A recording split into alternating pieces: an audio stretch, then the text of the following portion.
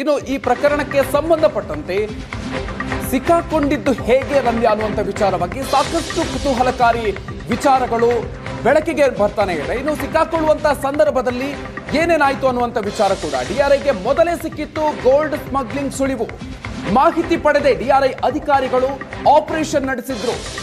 Emirates ವಿಮಾನದಿಂದ ರಮ್ಯಾ ಇಳಿತಾ ಇದ್ದಂತೆ lock ಮಾಡಿದ್ರು ಆಕೆಯನ್ನ. ರಮ್ಯಾ ಬ್ಯಾಗ್ನಲ್ಲಿ ಅಧಿಕಾರಿಗಳಿಗೆ ಯಾವುದೇ ಗೋಲ್ಡ್ ಕೂಡ ಸಿಕ್ಕಿರಲಿಲ್ಲ.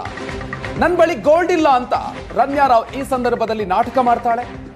ರಮ್ಯಾ ವಶಕ್ಕೆ ಪಡೆದು ಡಿಆರ್ಐ ಅಧಿಕಾರಿಗಳು ತಪಾಸಣೆಯನ್ನ ಮಾಡ್ತಾರೆ. ಆ ಸಂದರ್ಭದಲ್ಲಿ ಆ ಒಂದು ವೇಳೆ ಸೊಂಟ ತೊಡೆ ಭಾಗದಲ್ಲಿ ಬ್ಯಾಂಡೇಜ್ ಅನ್ನ ಸುತ್ತಕೊಂಡಿದ್ಲು. ಬ್ಯಾಂಡೇಜ್ ಟಿಶ್ಯೂ ಒಳಗೆ ಚಿನ್ನದ ಗಟ್ಟಿಯನ್ನು ಇಟ್ಕೊಂಡಿದ್ಲು. ಈಕೆ ಟಿಶ್ಯೂಗಳಲ್ಲೂ ಕೂಡ ಚಿನ್ನದ ಗಟ್ಟಿಯನ್ನ ಬಚ್ಚಿಟ್ಟುಕೊಂಡು ಅದನ್ನ ಭಾರತಕ್ಕೆ ತಂದಿದ್ಲು ಅನ್ನುವಂಥ ವಿಚಾರ ಅಲ್ಲಿ ಗೊತ್ತಾಗುತ್ತೆ. ಎಸ್ ಚೇತನ್, ನಾವು ಗಮನಿಸ್ತಾ ಇದ್ದೀವಿ ಈ ಚಿನ್ನದ ಕಾರ್ಯಾಚರಣೆ ಹೇಗಾಯ್ತು ಅಂತ. ಡಿಆರ್ಐ ಅಧಿಕಾರಿಗಳಿಗೆ ಮೊದಲೇ ಈ ಬಗ್ಗೆ ಸುಳಿವಿತ್ತು ಹಾಗಾದ್ರೆ?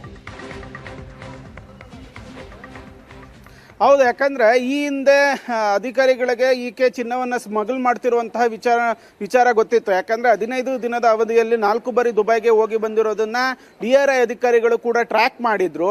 ಈಕೆ ಯಾಕೆ ಹೋಗ್ತಾ ಇದ್ದಾಳೆ ಏನು ಅನ್ನೋದ್ರ ಬಗ್ಗೆನೂ ಕೂಡ ಪರಿಶೀಲನೆಯನ್ನು ಸಹ ಮಾಡಿದ್ರು. ದುಬೈನಲ್ಲಿ ಈಕೆಗೆ ಯಾರಾದ್ರೂ ಫ್ರೆಂಡ್ಸು ಅಥವಾ ಹಿತೈಷಿಗಳು ಅಥವಾ ಸಂಬಂಧಿಕರು ಇದ್ದಾರ ಅನ್ನೋದ್ರ ಬಗ್ಗೆನೂ ಕೂಡ ಚೆಕ್ ಮಾಡಿದ್ರು. ಅಲ್ಲಿ ಯಾರು ಇರಲಿಲ್ಲ. ಆದ್ರೂ ಕೂಡ ದುಬೈಗೆ ಪದೇ ಪದೇ ಈಕೆ ಯಾಕೆ ಹೋಗ್ತಿದ್ದಾಳೆ ಅನ್ನೋ ಒಂದು ಅನುಮಾನ ಡಿಆರ್ಐ ಅಧಿಕಾರಿಗಳಿಗೆ ಮೂಡಿತ್ತು. ಅಂದ್ರೆ ಈ ಹಿಂದೆನೂ ಕೂಡ ಅಲ್ಲಿ ಪ್ರೋಟೋಕಾಲ್ ಅನ್ನ ತಪ್ಪಿಸಿ ಚೆಕಿಂಗ್ ಅನ್ನ, ಕಸ್ಟಮ್ಸ್ ಚೆಕಿಂಗ್ ಅನ್ನ ತಪ್ಪಿಸಿ ಆಕೆ ಏರ್ಪೋರ್ಟ್ ನಿಂದ ಬರ್ತಿರೋಂಥ ವಿಚಾರವೂ ಕೂಡ ಬೆಳಕಿಗೆ ಬಂದಿತ್ತು. ಹೀಗಾಗಿ ಚಿನ್ನ ಸಾಗಿಸ್ತಿರುವಂತಹ ಅನುಮಾನದ ಮೇರೆಗೆ ಡಿಆರ್ಐ ಅಧಿಕಾರಿಗಳು ರೆಡಿ ಇದ್ರು. ಅಂದ್ರೆ ಆಕೆ ದುಬೈಗೆ ಹೋಗೋದ್ರಿಂದ ಹಿಡಿದು ಅಂದ್ರೆ ಬೆಂಗಳೂರಿನಿಂದ ಆಕೆ ಯಾವಾಗ ದುಬೈಗೆ ಹೋಗ್ತಾಳೆ ಅನ್ನೋದನ್ನು ಕೂಡ ಡಿಆರ್ಐ ಅಧಿಕಾರಿಗಳು ಟ್ರ್ಯಾಕ್ ಮಾಡಿ ಇಟ್ಕೊಂಡಿದ್ರು. ಆನಂತರ ದುಬೈನಿಂದ ಆಕೆ ಮತ್ತೆ ಯಾವಾಗ ಒಂದು ಬೆಂಗಳೂರಿಗೆ ವಾಪಸ್ ಬರ್ತಾಳೆ ಅನ್ನೋದನ್ನು ಕೂಡ ಟ್ರ್ಯಾಕ್ ಮಾಡಿಕೊಂಡು ಆಕೆ ಬರ್ತಿದ್ದಂತಹ ಸಮಯದಲ್ಲಿ ಎಕ್ಸಾಕ್ಟ್ ಆಗಿ ಹೋಗಿ ಒಂದು ರೇಡ್ ಅನ್ನ ಮಾಡಿರುವಂತದ್ದು, ಅಂದ್ರೆ ಹೋಗಿ ಪರಿಶೀಲನೆಯನ್ನ ಮಾಡಿರುವಂತದ್ದು. ಈ ವೇಳೆ ಆಕೆಯ ಬ್ಯಾಗ್ಗಳನ್ನ ಆಕೆ ತಂದಿದ್ದಂತ ಇಲ್ಲಿ ಏನು ಬ್ಯಾಗ್ ಏನಿದೆ ಎಲ್ಲವನ್ನೂ ಕೂಡ ಡಿಆರ್ಐ ಅಧಿಕಾರಿಗಳು ಮೊದಲಿಗೆ ಚೆಕ್ ಮಾಡ್ತಾರೆ. ಅಲ್ಲಿ ಯಾವುದೇ ರೀತಿಯಾದಂತ ಚಿನ್ನ ಸಿಕ್ಕಿರಲ್ಲ. ಸಹಜವಾಗಿ ಅನುಮಾನ, ನನ್ನ ಹತ್ರ ಯಾವುದೇ ಚಿನ್ನ ಇಲ್ಲ ಅಂತ ಅಂದ್ಬಿಟ್ಟು ಕೂಡ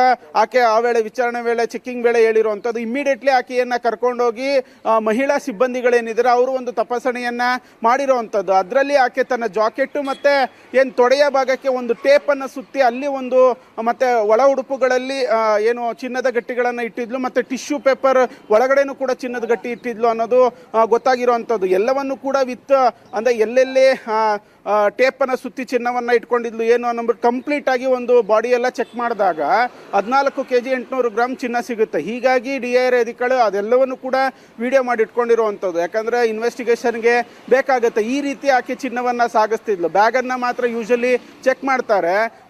ಈಗ ಇದು ಇನ್ ಡೀಟೇಲ್ ಆಗಿ ಚೆಕ್ ಮಾಡಲ್ಲ ಅಂತ ಒಂದು ಕಾನ್ಫಿಡೆಂಟ್ ಮೇಲೆನೆ ಆಕೆ ಬಂದಿರುವಂತದ್ದು. ಯಾಕಂದ್ರೆ ಈ ಹಿಂದೆನೂ ಕೂಡ ಅದೇ ರೀತಿ ಅವಳು ಗೋಲ್ಡ್ ಅನ್ನ ಸ್ಮಗಲ್ ಮಾಡಿದ್ಲು, ಆದ್ರೆ ಸಿಗಾಕೊಂಡಿರ್ಲಿಲ್ಲ. ನಾನು ಈ ಬಾರಿನೂ ಕೂಡ ಸಿಗಾಕೊಳ್ಳಲ್ಲ ಅನ್ನೋ ಓವರ್ ಕಾನ್ಫಿಡೆನ್ಸ್ ಇಂದ ಆಕೆ ಬಂದಿರುವಂತದ್ದು. ಅಧಿಕಾರಿಗಳ ಒಂದು ಟ್ರ್ಯಾಕ್ ಇಂದ ಅಂದ್ರೆ ಏನಾಗು ಅವಳು ಹೋಗೋದ್ರಿಂದ ಹಿಡಿದು ಬರೋ ತನಕ ಎಲ್ಲವನ್ನು ಟ್ರ್ಯಾಕ್ ಮಾಡಿ ಪ್ರಾಪರ್ ಆಗಿ ಒಂದು ದಾಳಿಯನ್ನ ಮಾಡಿ ಆ ಒಂದು ಚಿನ್ನವನ್ನ ಅಧಿಕಾರಿಗಳು ವಶಕ್ಕೆ ಪಡ್ಕೊಂಡಿರುವಂತದ್ದು. ವೀಣಾ,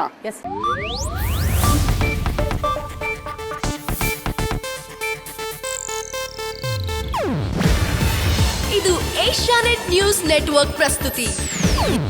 ನೀವು ನೋಡ್ತಿದ್ದೀರಾ ಏಷ್ಯಾನೆಟ್ ಸುವರ್ಣ ನ್ಯೂಸ್.